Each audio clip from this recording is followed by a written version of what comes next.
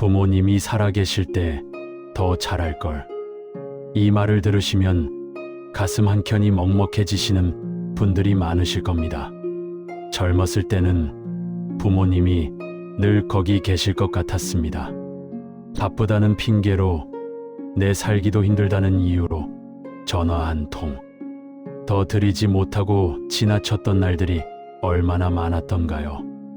하지만 지금 인생의 긴 여정을 지나온 여러분은 알고 계실 겁니다.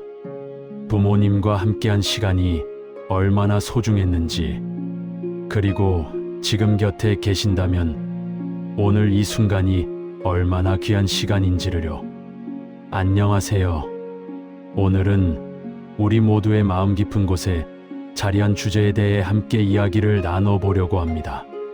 바로 부모님에 대한 이야기입니다. 부모님이라는 주제가 단순하게 느껴지실 수도 있지만, 사실 나이가 들어서야 비로소 이해하게 되는 부모님의 마음이 있습니다. 오늘 이 시간이 여러분께 작은 위로와 함께 부모님을 향한 마음을 다시 한번 따뜻하게 돌아볼 수 있는 용기를 드릴 수 있기를 바랍니다. 먼저 한 가지 질문을 드려보겠습니다. 여러분은 부모님께 감사하다는 말을 마지막으로 언제 들으셨나요? 이 질문에 선뜻 대답하기 어려우신 분들도 계실 겁니다. 부모님이 이미 곁을 떠나셨거나 살아계셔도 어쩐지 그 말이 쑥스럽고 낯설게 느껴지기도 하니까요. 하지만 감사한 마음은 완벽한 순간을 기다려야만 전할 수 있는 것이 아닙니다. 오히려 평범한 오늘, 아무렇지 않은 전화 한 통 속에서도 충분히 전할 수 있습니다. 젊은 시절 부모님을 바라보는 눈과 나이 들어서 바라보는 눈은 다릅니다. 젊었을 때 우리는 부모님을 당연한 존재로 여겼습니다. 언제나 내 편이 되어주고, 언제나 밥을 차려주고, 언제나 걱정해주는 사람. 그 헌신이 얼마나 깊은 것인지 미처 몰랐습니다. 그때는 오히려 잔소리가 귀찮고 간섭이 답답하고 빨리 독립하고 싶다는 생각이 앞섰지요. 하지만 나이가 들고 우리 스스로가 부모가 되어보고 나서야 비로소 알게 됩니다. 그 잔소리 속에 얼마나 깊은 사랑이 담겨 있었는지를요. 제가 아는 한 어르신께서 이런 말씀을 하셨습니다. 젊었을 때는 엄마가 왜 저렇게 귀찮겠구나 싶었는데, 엄마가 돌아가시고 나서야 그게 다 나를 위한 거였다는 걸 알았어. 그때 더 잘할 걸. 그 말 한마디가 이렇게 오래 갈 줄 몰랐어. 이것이 바로 나이 들미 가르쳐주는 지혜입니다. 부모님의 사랑은 그 당시에는 잘 보이지 않고 세월이 한참 흐른 뒤에야 그 크기가 보이기 시작합니다. 부모님이 살아계실 때 우리는 종종 이렇게 생각합니다. 나중에 잘 해드려야지. 여유가 생기면 모시고 여행도 다녀야지. 건강해지면, 바쁜 시기가 지나면, 아이들이 좀 크면. 그러나 삶은 우리가 기다리는 동안에도 조용히 흘러갑니다. 부모님의 시간은 우리가 준비될 때까지 기다려주지 않습니다. 오늘 드릴 수 있는 전화 한 통, 오늘 드릴 수 있는 따뜻한 말 한마디가 내일은 이미 늦을 수도 있습니다. 그렇다면 우리는 어떻게 하면 부모님과의 관계를 더 소중히 여기고 후회 없이 살아갈 수 있을까요? 지금부터 함께 생각해 보겠습니다. 첫째, 자주 연락하는 것입니다. 멀리 사신다고, 바쁘다고 연락을 미루지 마십시오. 전화 한 통이 부모님에게는 하루의 가장 큰 기쁨이 될 수 있습니다. 특히 혼자 사시는 부모님은 전화 한 통을 얼마나 기다리시는지 모릅니다. 용건이 없어도 괜찮습니다. 오늘 날씨가 좋아서요. 밥은 드셨어요? 이 짧은 한마디가 부모님의 하루를 환하게 밝혀드릴 수 있습니다. 자주 드리는 전화 한 통이 나중에 가장 큰 위안이 됩니다. 둘째, 부모님의 이야기를 귀 기울여 듣는 것입니다. 나이 드신 부모님은 같은 이야기를 반복하시기도 합니다. 젊었을 때는 그게 답답하고 지루하게 느껴질 수도 있었지요. 하지만 그 반복되는 이야기 속에 부모님의 삶 전체가 담겨 있습니다. 그분들이 살아온 세월, 겪어온 고생, 그리고 우리를 향한 사랑이 그 이야기 속에 녹아 있습니다. 오늘 부모님이 또 같은 이야기를 꺼내신다면 이번에는 처음 듣는 것처럼 고개를 끄덕이며 들어드려 보십시오. 그 시간이 부모님께는 평생 잊지 못할 선물이 될 것입니다. 셋째, 감사하다는 말을 직접 전하는 것입니다. 우리 세대는 감정을 직접 표현하는 것이 익숙하지 않습니다. 사랑한다는 말, 감사하다는 말이 어쩐지 어색하고 쑥스럽게 느껴집니다. 하지만 부모님은 그 말 한마디를 평생 기다리고 계실지도 모릅니다. 오늘 용기를 내어 말씀드려 보십시오. 엄마, 저 낳아주셔서 감사해요. 아버지, 그동안 고생 많으셨어요. 이 짧은 문장이 부모님의 평생에 가장 큰 선물이 될 수 있습니다. 넷째, 부모님의 건강을 세심하게 살피는 것입니다. 나이가 드실수록 부모님은 자신의 아픔을 자식에게 말씀하지 않으시려 합니다. 걱정 끼치기 싫다고, 귀찮게 하기 싫다고 혼자 참고 계시는 경우가 많습니다. 그러니 우리가 먼저 세심하게 살펴야 합니다. 만날 때 표정이 어두우시진 않은지, 식사는 제대로 하고 계신지, 몸에 불편한 곳은 없으신지 먼저 여쭤봐야 합니다. 정기적으로 병원에 모시고 가는 것도 큰 효도입니다. 건강을 지켜드리는 것이 가장 확실한 사랑의 표현입니다. 다섯째, 부모님의 삶을 존중하는 것입니다. 나이가 드셨다고 해서 부모님의 선택과 취향을 무시하거나 모든 것을 자식이 대신 결정하려 해서는 안 됩니다. 부모님도 평생 자신만의 삶을 살아오신 어엿한 한 사람입니다. 당신이 좋아하시는 음식, 당신이 즐기시는 취미, 당신이 만나고 싶은 사람들이 있습니다. 그 선택들을 존중해드리는 것이 진정한 효도입니다. 자식의 편의에 맞게 부모님의 삶을 재단하지 마십시오. 여섯째, 함께하는 시간을 만드는 것입니다. 하버드 대학교에서 80년 넘게 진행한 연구가 있습니다. 무엇이 사람을 행복하게 만드는지 알아보는 연구였는데 그 결론은 아주 간단했습니다. 돈도 명예도 아닌 좋은 관계가 사람을 가장 행복하게 만든다는 것입니다. 부모님과 함께 밥을 먹고, 함께 산책을 하고, 함께 텔레비전을 보는 그 평범한 시간들이 부모님께는 그 무엇보다 소중한 행복입니다. 특별한 것을 해드리려 하지 마십시오. 그냥 곁에 있어드리는 것, 그것이 가장 큰 선물입니다. 일곱째, 어린 시절의 상처를 내려놓는 것입니다. 살다 보면 부모님께 서운했던 기억, 상처받았던 일들이 있으실 겁니다. 충분히 사랑받지 못했다는 느낌, 너무 엄하셨던 기억, 형제자매 사이에서 서운했던 일들. 이런 감정들은 부정할 수 없는 진실입니다. 하지만 그 감정들을 계속 품고 있으면 결국 가장 큰 짐을 지는 것은 나 자신입니다. 부모님도 불완전한 한 인간이었습니다. 최선을 다하셨지만 부족했을 수 있습니다. 그 불완전함을 이해하고 용서하는 것, 그것이 나를 위한 일이기도 합니다. 용서는 상대방을 위한 것이 아니라 나 자신의 마음을 자유롭게 하는 것입니다. 여덟째, 부모님에게 받은 것들을 기억하는 것입니다. 우리는 종종 받은 것보다 받지 못한 것에 더 집중합니다.